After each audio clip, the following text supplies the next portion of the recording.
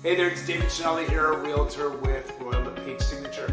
Are you finding after you wash your clothes in your clothes washer that the clothes are still kind of a little bit musty, they got a weird kind of smell to them, and you're like, I just washed these, why does it stink? Well, one appliance repair guy said there's an easy solution in which you can do to make your clothes smell a little bit fresh.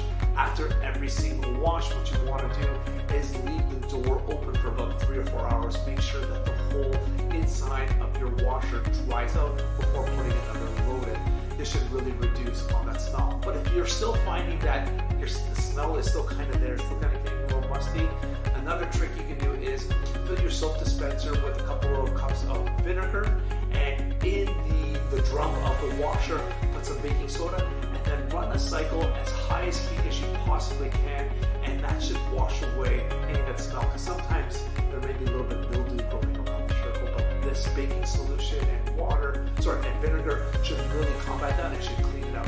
And if you're still finding a little smell, again, get a little dab, again, a dishcloth in that solution of vinegar and baking soda, and wash around the rim again. This should really reduce the smell that you're getting on your clothes.